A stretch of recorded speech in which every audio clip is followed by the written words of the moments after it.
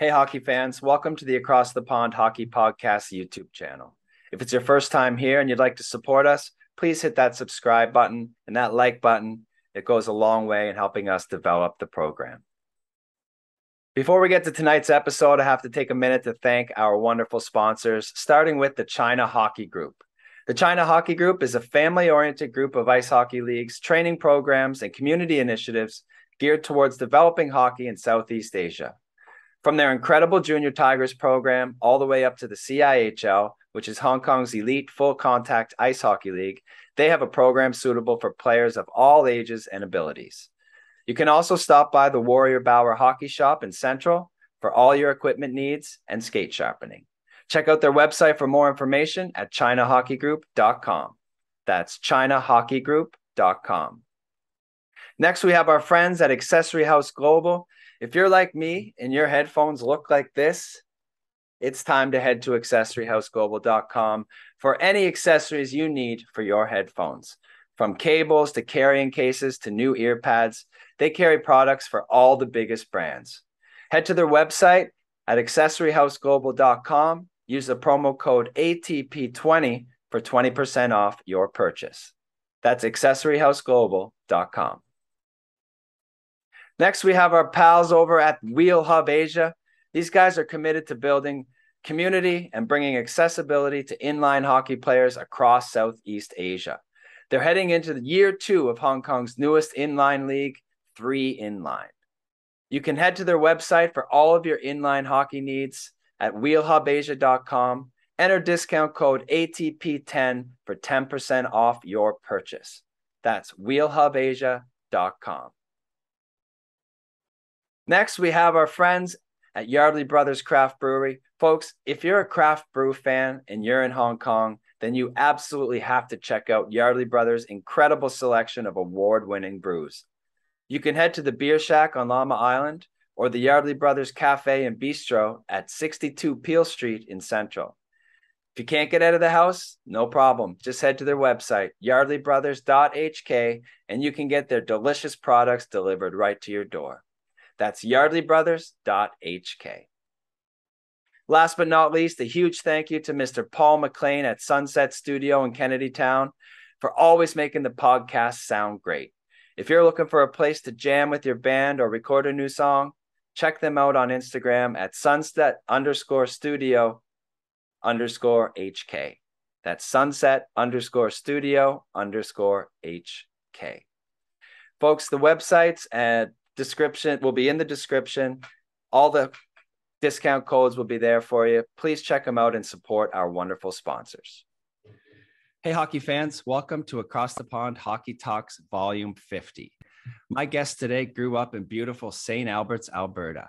And unlike any previous guest of this show, this interview is not related to hockey, but Canada's second best sport on ice, the great game of curling. This gentleman has won 15 Grand Slam curling events, a Canada Games gold, a World University Games gold, 3 Brier golds, 2 World Curling Championship golds, an Olympic gold, and was named the top Canadian second of all time by TSN, and is about to embark on his 3rd journey to the Winter Olympics. He's also a husband, father, businessman, and a pretty decent golfer. Please welcome Mr. Marc Kennedy. How you doing, buddy? Hey, I'm good, Chris. Thanks for having me on, man. This is fun. We can talk hockey too. It doesn't all have to be curling. I'm a hockey fan. I know. I've heard some of your interviews. It seems to be a theme. It comes up. So we'll see what happens here. But first of all, Marc, thanks for taking time to talk to me.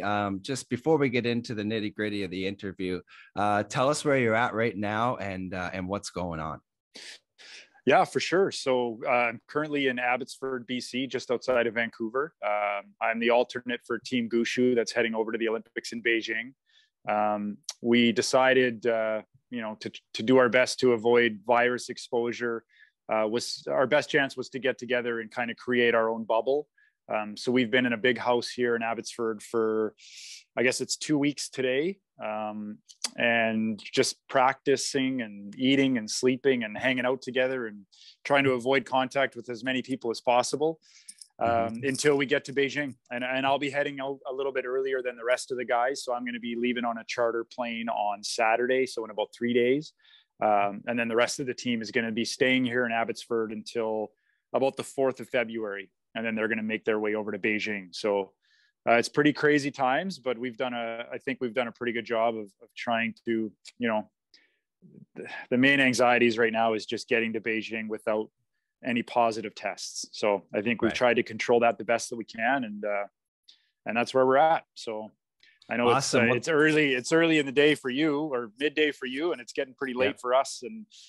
But yeah, all's good here. That's great, Mark. And I'm sure you guys are all super excited to get a move on and make your way over here to Asia. And I'm really excited to get to that. It's a little foreshadowing to the end of the interview where we're going to get to. But I'd like to go back and talk a little bit about your life and times, Mark. I guess tell me a little bit about growing up in St. Albert, so your family and your introduction to the game of curling. Yeah, that's going way back now. I've been playing a long time, but I was born and raised in St. Albert, still living there with my wife and daughters. I was introduced through my mom and dad, like most people in Canada that get into curling. My mom and dad loved to play. They played mixed together. My dad loved playing men's league a couple nights a week. He was a pretty competitive player. And you know what? When I was about 7 years old, my dad took over the Little Rock program at the St. Albert Curling Club. So there was a group of about 50 kids that came out every Sunday for a couple hours. And, he's the main reason I fell in love with the sport. I used to love Sundays going out with him and just being out on the ice. And, similar to a lot of hockey players, I think the smell of the curling rink felt like home. And I just loved it. And you know what? When my mom and dad would play, the curling rink was our babysitter. Instead of getting a babysitter for us, they just brought us to the rink to watch them. So that's what I did. And anytime there was games done early, I'd be the first guy out there practicing and, just loved the sport. And you know what? Started to have a little bit of success with my brother. My brother Glenn's a couple years older than me. And we started doing pretty good in juniors. We were 13, 14 years old playing against 17, 18-year-olds and having some success against them. And that was it. I was hooked. And, from that point on, it was just anytime I could get to the rink and practice and play, I was a curling rink rat, I guess you could say. And really, blink and it's 30 years later. And here I am, having had a great curling career and still loving it. Still love going to the rink, still love practicing. And, I've been very lucky. The sport has been very, very good to me. Yeah. Speaking about being good to you, Mark, I know I've listened to quite a few of your other chats, and you always give a lot of credit to the elite level curlers that you've had around you most of your life. And anyone who's familiar with the game would agree. Starting with early in your junior career with Carter Rycroft, tell me a little bit about how being surrounded by these guys, how it helped, motivate you and how you kind of were inspired by some of these great players early on in your career. That's a really good question, Chris, because I've been really lucky now when I get to speak to young athletes or young curlers, one of the messages I try to get across to them is surround yourself with people that, love the game as much as you do. Just surround yourself with good people and people that want to have success in the sport and they'll help get you to where you want to be. And man, I've been so lucky, right from day one, Carter Rycroft and my brother, and then, getting really fortunate out of juniors to get an opportunity to play with John Morris and Kevin Cooey before they were household names, right? We were all young in our 20s, and here were these two talented guys that asked me to play with them. And the amount that I just learned from them and, how they go about their business and how they approach the game. I was like a sponge early in my career, just trying to learn as much as I possibly could. But listen, man, I was in the right place at the right time a lot in my career. It's funny how that's kind of worked out. I still remember the day that I ran into Kevin Martin at the Balmoral Curling Club in Edmonton. I was going to university there, and he came out and he said, I remember we knew each other just kind of from the curling circles, and he was familiar with some of the juniors. And at the time, I think I was only 21 years old. And he said, Mark, I'm looking for somebody to manage my curling store. So if you have anyone in mind, if you wouldn't mind, here's my phone number. And I'm just, I need somebody for the fall. So if you know anybody, have them give me a call. And I said, I'm kind of looking for work right now. So, the next day I was at his curling store learning how to manage it. And I ended up working for him for 5 years and then curling for him for 8 years. Just right place, right time, right people. So I give a lot of credit to those people around me that, I've had incredible teammates. I think 3 of the top 10 curlers of all time have been, skips that I've played with or thirds that I've played with. And, even my team now with Brad Jacobs and the Harnden brothers, man, I've been so blessed with great teammates. And I think that's certainly molded me into the player I am. Can you take me back a little bit to the world of junior curling? Is there parallels that you can draw between like minor hockey associations? Because like growing up for me, there was small town curling, but most of it was done in the ice rinks. As far as infrastructure, there was one main curling rink in the area, but we were still seeing curling being played before our hockey practices, things like that. Tell me a little bit about the world of junior curling and what parallels you could draw. The world of junior curling, it's its own universe, that's for sure. I was lucky because it was so big in the prairies, so growing up in Alberta, if you wanted to play a junior spiel, there was always one available. If you wanted to get together with other players that wanted to play, you could always form a team. But the interesting thing with curling, different than hockey, is there wasn't that structure of somebody building the teams for you. You weren't trying out to get on, right? Whether it's bantam or midget or even novice teams. In curling, it was like, hey, do you guys want to play? Let's put together a team. And so that's what we did. But again, like my dad was a big part of just that structure and foundation of, and my brother Glenn, he basically said, Mark and Glenn, do you want to play? Let's put together a team. And he kind of kept us on that right track of practicing and getting better and learning from our losses. So he was kind of our foundation of getting better and growing. Compared to now with a lot of the junior teams, there's a lot of talented young curlers out there across Canada, but one of their problems is they can't find teams, or they can't find coaches. And in small towns, especially, there's, I find curling's moving more towards the urban centers, and there's just not as much opportunity as there used to be in the past. I'm not sure if it's the same when it comes to hockey, but you're certainly seeing those young curlers having to gravitate towards the bigger cities in order to find competitive teams. Right. Well, that totally makes sense, just the way the world is changing. And, it seems like there's a lot of similarities, but the big factor that's different is maybe you could correct me if I'm wrong, but you probably don't have the amount of crazy fans, parents in the stands thinking that their kid's going to be the next Wayne Gretzky. I mean, things have changed over the years, Mark. I know you might have inspired a lot of young curlers, but tell me a little bit about that. Yeah, it's not the same. It's not quite the same as hockey. There's still your odd curling fan here and there, but it's different when it comes to that level of engagement from crazy fans and just numbers in general, right? Like everyone in Canada plays hockey. Most people in Canada growing up play hockey. Not many young kids grow up curling. Yeah. And back when I was younger, it was still considered an old man sport. Drinking and smoking on the ice. Right. Nobody young, athletic wanted to curl. And I remember, St. Albert's a big hockey town. We're home of, Jerome McGinley grew up there. We got Mark Messier Arena. He grew up there. Troy Murray. We've got a huge history of wonderful hockey players and still do. So being the curling kid in school, man, I got made fun of lots.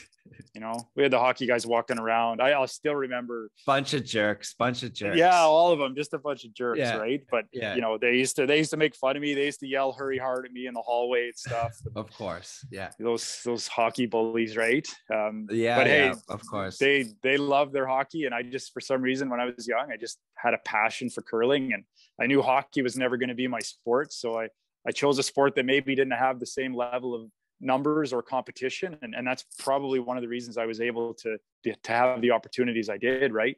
You could probably attest to young hockey players that have that dream of being the next Wayne Gretzky, but man, it's a tough grind with, the amount of good hockey players out there. You could be incredibly talented and still not get a sniff. That's right. It was a little different for me growing up curling. You had some talent, you were going to go somewhere. Right. So what point was it, Mark? I know after your junior days, you had a chance to go over to the World University Games, and you had some success there. Your team won a gold medal. And Yep. after that, things kind of changed in your career. What was it that happened, and how could you explain, the opportunities that came after that? Yeah, you're right, man. That was a big turning point. And again, it was just a phone call. I got a call from Mike McEwen. He had just won the Canadian University Championships out of Brandon University, and he had the opportunity to bring an alternate to go to the World University Games in Italy. And so a phone call kind of came out of the blue, and he asked if I would go with him as a fifth. And obviously said yes to a wonderful opportunity. And when I went over there, we had a great couple of weeks. I had the time of my life and some amazing memories, but I also got fortunate enough to get into a few games.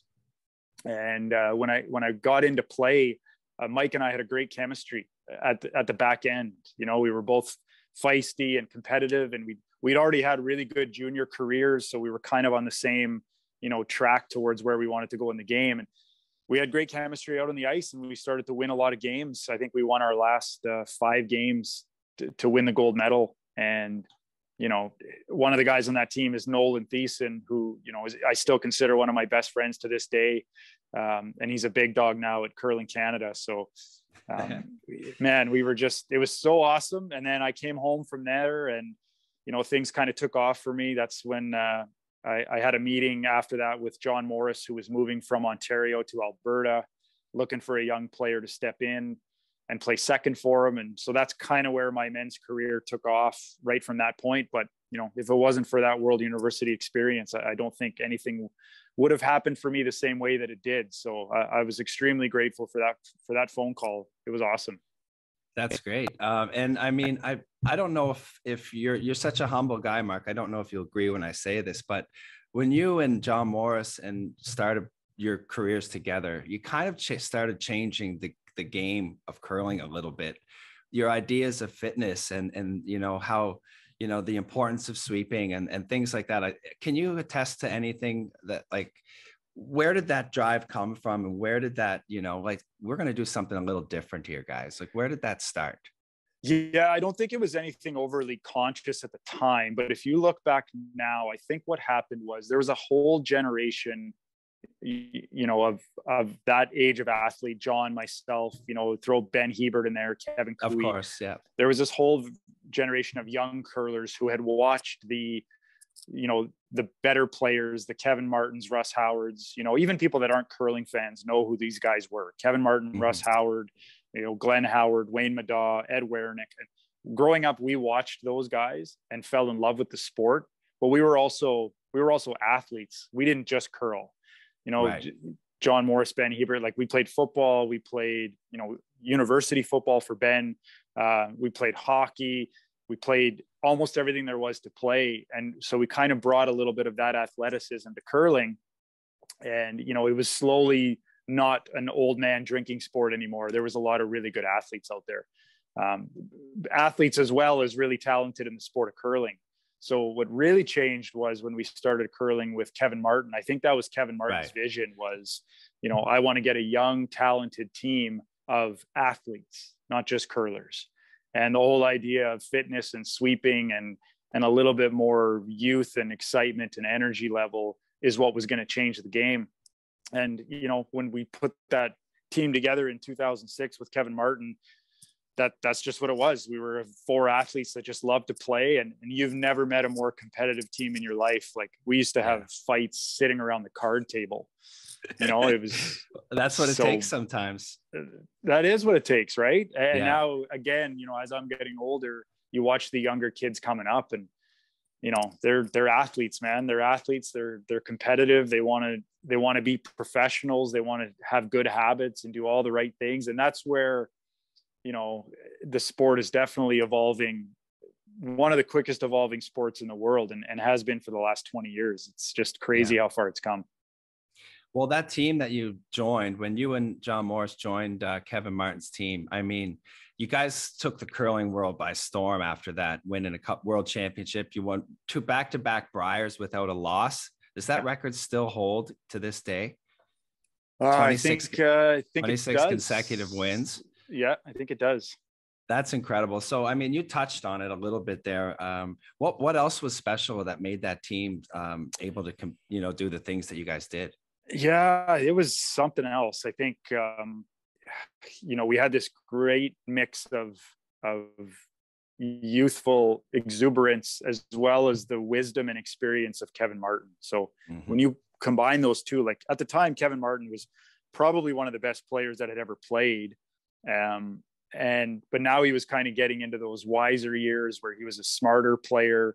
He knew how to win. He'd been through all the ups and downs. You can't put a price tag on that level of experience. And, you have him kind of running the show and being the leader with these three guys that would do anything to win.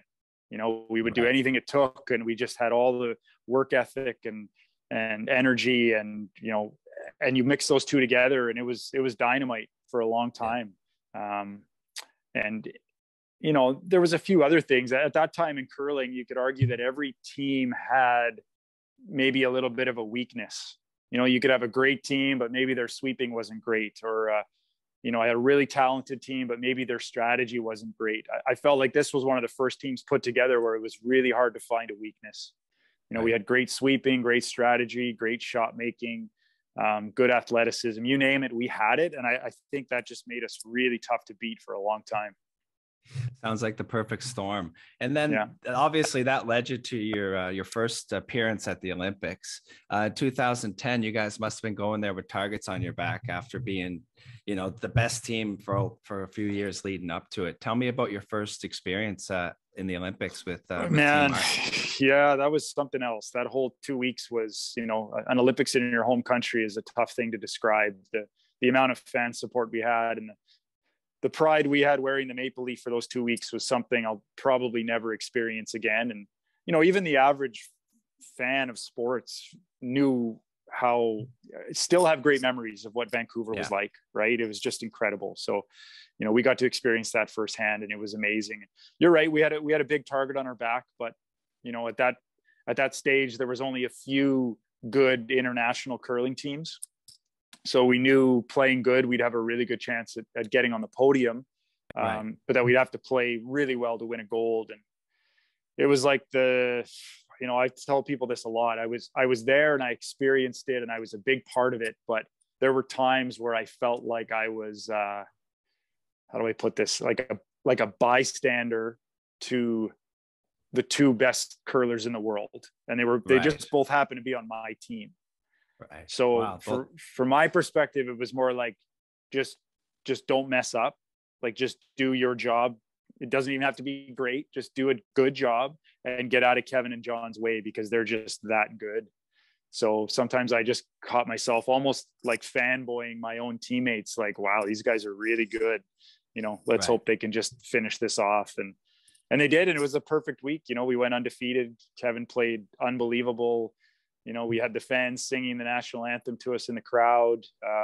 You name it. It was the epitome of a curling experience for anyone. And I just felt so lucky to have been a part of it. But I also knew that when we won, I think I was 28 years old.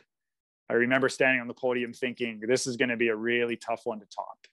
Right. It probably doesn't get much better than this right here. So it was really about trying to take it all in and soak it all in, because it was really something special. Yeah. And I'm glad you mentioned that, Mark, because I understand, from listening to stories of athletes like yourself, the grind that you go through for 4 years leading up to the Olympics and the sacrifices that it takes. And that was your first experience. And I know you were young, you were quite a bit younger then. And you put everything, your body, your life, your family, everything on hold. And you just focus on the Olympics and your dream. So you took that moment. What happens after that? And you're still on the best team in the world. Things don't always go your way in curling. You don't always, win the big events, because, it's just, that's the way it is. But you guys had some ups and downs after that. Was it hard to rally after that 4 years, that first Olympic run?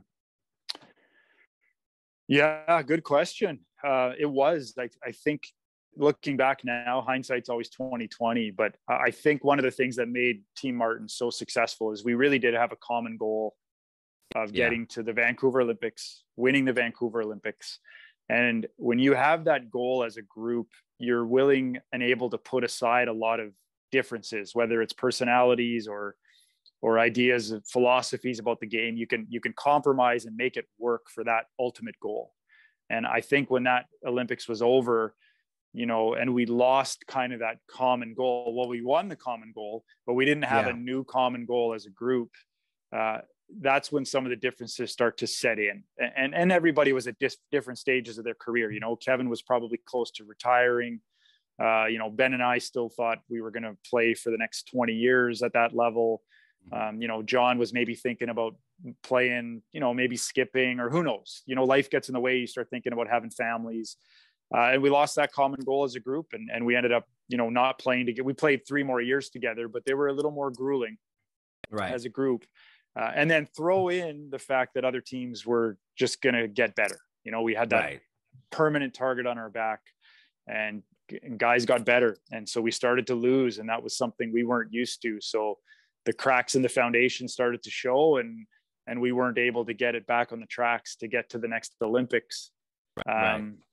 But, the one thing I've learned over the years is that it really is about the journey and not the destination, so enjoying the journey, enjoying the guys, enjoying the striving for a common goal. And, if you win it, amazing. It's awesome. But even if you don't, there's so many good things to pull out of those journeys and experiences. And that's really the reason why you keep going. Right. And were you guys aware at the time that that was probably going to be Kevin Martin's last year when leading up to the 2014 games? Yeah, we had a good idea. I think it was the fall of 2013. So this would have been a couple months before the Olympic trials. Yeah. And Kevin Martin, at that point, we weren't playing with John Morris anymore, but Kevin had informed Ben and I that this would be his last year. And we appreciated him for that, because he basically was telling us that, if you guys need to go and start making plans for your next Olympic cycle, then do that. I don't want to hold you back. But also, for us, I think it was a really big rallying cry as a group to know that, we were going to be a part of Kevin Martin's last year in curling, a man that had at that point 24 straight successful years with everything that he'd accomplished. So it was like, okay, well, let's play our best and go out with a bang. And we almost won those Olympic trials. We lost the semifinal. And then we ended up finishing that year and his career with a win at the Players Championship. So it was a great way for him to finish. And I really, as a team, it was a great way to kind of say goodbye and move on. Right.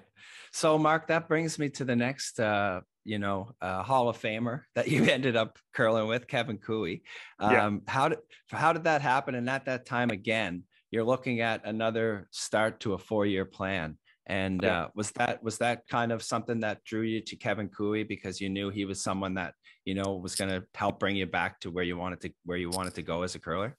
Yeah, that's another good one. I go back to my first 3 years in men's were with Kevin Koe. He was playing third at the time, but the talent was undeniable. And at this point, 2014 now, he'd kind of grown into a Brier winning skip and had kind of reached that potential that we all knew he could. And him and I stayed pretty close. We always had a really good chemistry together as teammates. But I remember as teams were kind of starting to get together, I had a conversation with Kevin Koe, and he said to me, have you ever thought about playing third? I think you could be the next Don Walchuk. I still remember him saying that to me. And it was the first time I remember Nicole.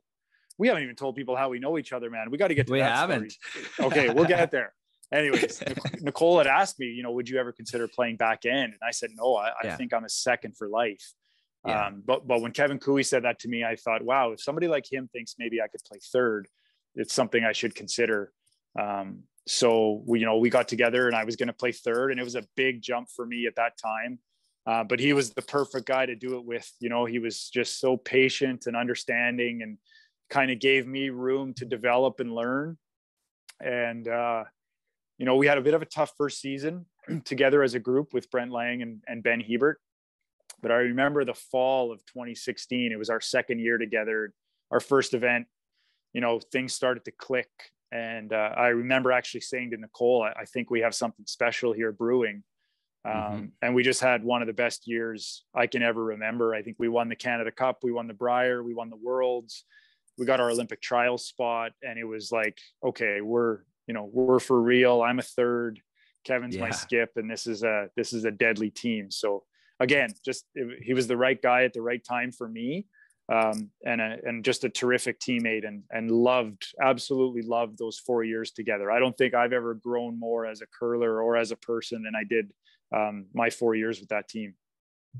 And being a third, Mark, you can explain to us not so avid curling fans, the differences. I mean, you were a second for a lot of your career and you changed to a third. Can you explain like the differences as far as like what your role is on the team at that point and how that changes? And just be careful, your mic is kind of rubbing up against your jacket a little bit there.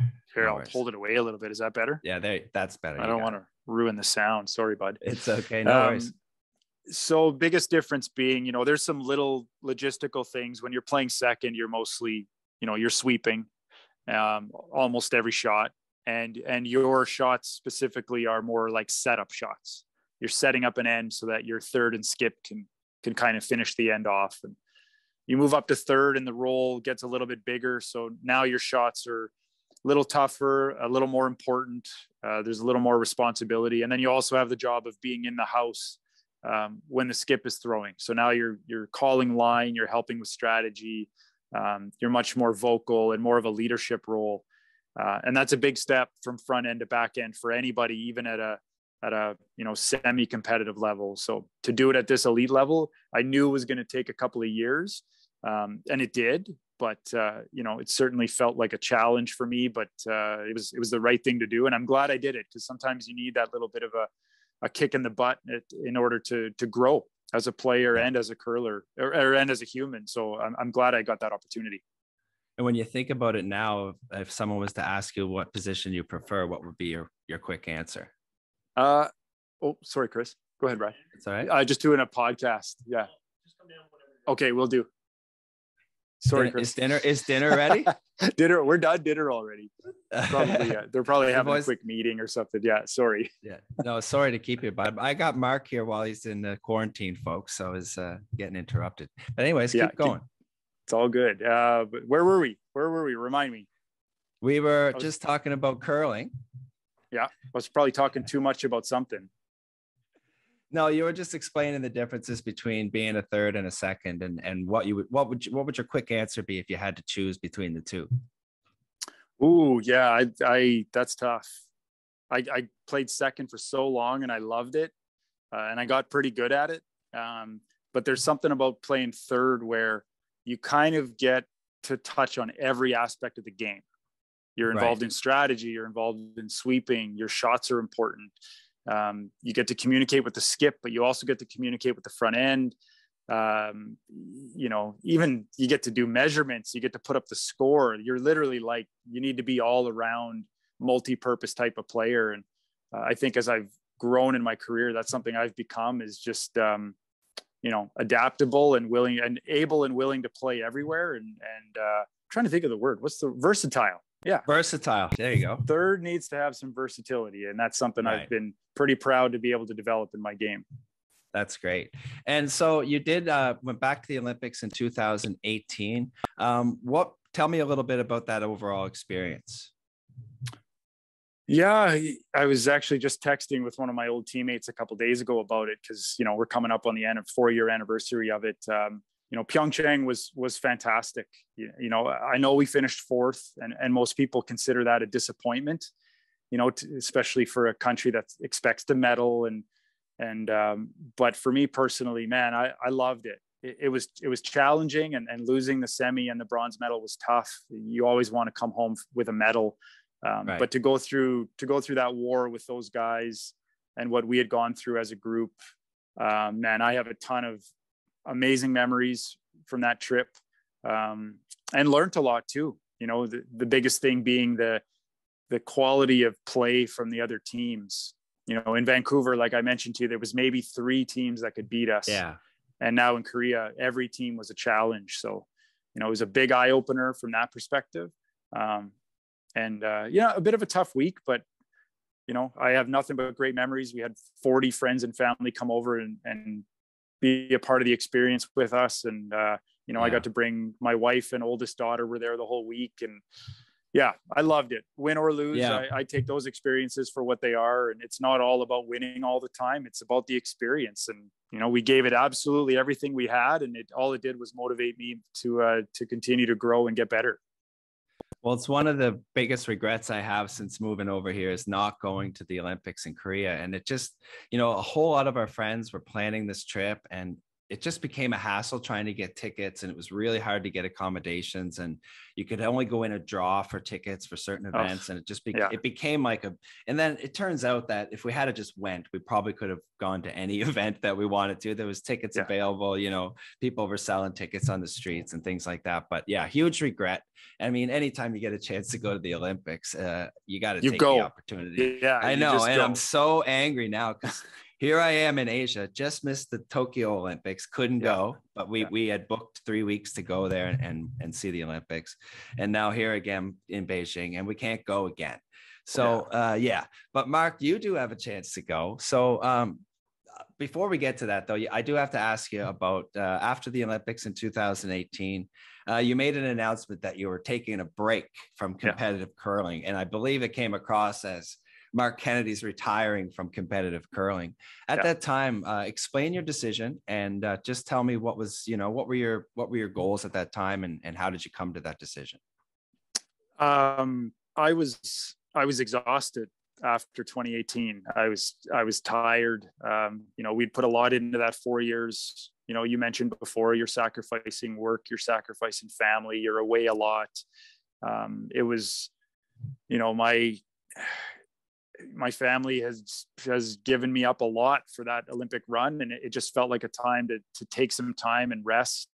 I had a pretty nagging injury that had bothered me right up until those Olympic Games. I knew that needed a break and some time, and I just, once the conversations around me started happening about the next Olympic cycle and teams getting geared up to start new teams and do all that, all I could think of is, oh my God, I don't think I could do this again. Yeah. And that was just, mental fatigue, physical fatigue, just worn out. And I didn't want to do that to a team, and even to my family or to myself, to go into a new cycle, half-assed, I guess you could say. So I needed time and I needed a break. And so I just took it. And I know it caught a few people by surprise, including my teammates. And you're giving up a lot of great opportunities, whether it's, sponsorships or events that you get to play in or whatever the case is. But I just knew for me and my family, it was time for just a break. And, the way things played out was interesting after the break, and who I ended up playing with and where I'm at now. I don't regret it for 1 second. I had a whole year to just refresh, and I still saw a personal trainer every couple of days. I worked on my injuries. I got more time with my girls, so that by the time I did get to come back with Team Jacobs, I was excited and motivated and refreshed and wanted to get back to these Olympics. Right. And here you are, spending the pandemic obviously spoiled a lot of events in the last couple of years, but you did get to move on again and play with another amazing player in Brad Jacobs. And so you guys did get to play quite a few events in 2019, 2020. And tell me really what's happened since the pandemic hit, and what happened with your time with Brad Jacobs? Yeah, it's been an interesting couple of years here. Our first year together, it goes back to even my year off. I came to spare with them at the Canada Cup, and I hadn't played all year, and we stepped out on that ice and we clicked right away. The chemistry with those guys that I'd competed against for a long time was instant, and we ended up winning one of the toughest events in curling in our first event ever together. We beat Kevin Cooey in the final, which was kind of ironic, but wow. It was like, wow, this could be a really special unit, special group. So, at the end of that season, they asked me to come on board, and I said yes. And we came out came out of the blocks firing. I think we won 3 Grand Slams that year, 3 out of the 4, which is, the best curling events in the world. So it was great. We had a terrific first year together. We got to the Brier and lost I think we lost the 3-4 game to Team Gushu, but we all said if we could have just got past Team Gushu, which I've said a lot in my life, we probably could have won that Brier. We were playing so well. So, yeah. And then, we were looking forward to coming back the following year and having a great year. And then the pandemic hit. So it was, we didn't get to play much. And when we did, it was in the kind of the bubble style format. It was a challenge for everybody. So, yeah. But it allowed us to kind of, learn more about each other and try to make the best of a tough situation. And, we came out this year in the Olympic trials year, and man, we've had a fantastic year. I think we've played 7 events and we have 6 second place finishes. So wow. To make the final 6 times has been amazing. To lose it every time has sucked, but we're always in a position to win. And we were, 1 or 2 shots away from representing Canada at the Olympics. So, I got no complaints, and they're a fantastic team. And I look forward to getting back to playing with them here at the Brier in a couple of weeks in Lethbridge. So guys like yourself, Mark, who've been on a few teams, over your career, are there any borders when it comes to joining different teams around Canada? Yeah, it's a good question. So we have a bit of a funny system here when it comes to curling, that you can create a team from anywhere you want in Canada. But in order to play in our provincial playdowns, to win your province and to play in a Brier, there are some rules when it comes to location and who you play with. So right now, 3 out of your 4 players need to be from the same province or live in the same province. You're allowed 1 import player from anywhere in Canada. Now, those rules can sometimes be, they're still working on it. It's a work in progress. We also have a birthright rule, which means you can represent the province that you were born in, no matter where you live. So, at the moment with Team Jacobs, I'm the import because I still live in Alberta, but the 3 of them live in Sault Ste. Marie, Ontario. So we're able to make it work and still compete in playdowns. But yeah, it's a little bit of a funny, non-traditional system, but curling teams seem to have made it work.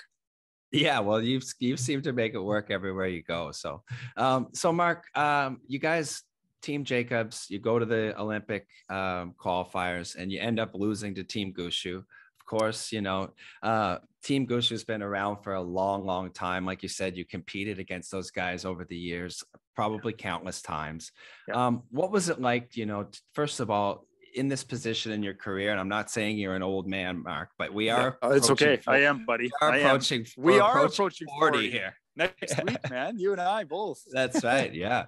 So Mark was born 1 day ahead of me, folks. So we're going to be 40 years old next week. So, right. But, what was it like at this point of your career to get a call from Brad, and get the invitation to go to Beijing? Yeah. At this stage of my career, I was very honored. I was incredibly humbled by him calling.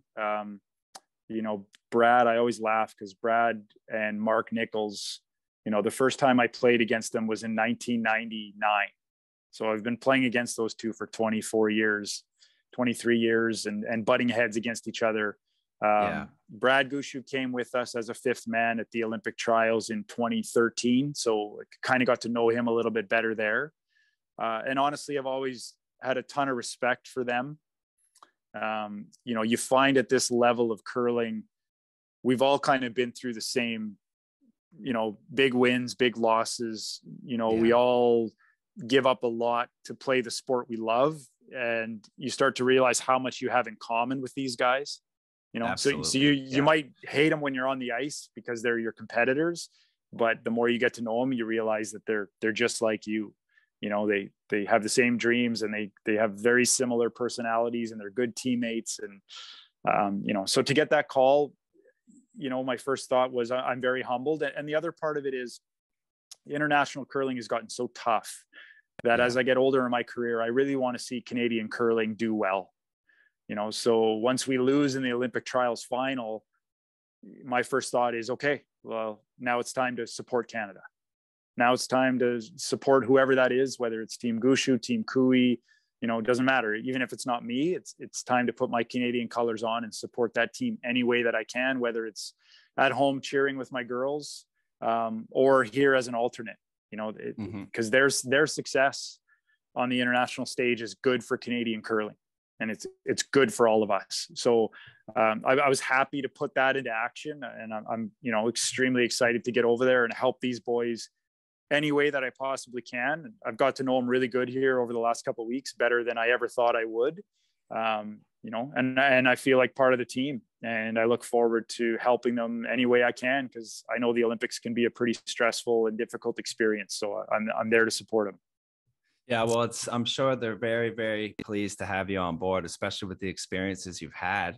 How has your approach been different, as someone who's come in as an extra who, may or may not play? You may end up playing in different positions. What's your approach been as far as preparing this time, as a different, compared to the other times? Yeah, that's a good question, because when you're going to play, you're going to perform, right? You're going to just do whatever you need to do to be at your best and make sure your teammates are at their best. This has been a little bit different. It's been more of a, finding where I fit into the dynamic, not overstepping my role, not, maybe there's times that I have an opinion and that's not my job to give it. Yeah. My job is to support what they're going through and what they're feeling. So it's very much more of a support role. But you touched on something else there where, I still need to be ready to play just in case. Yeah.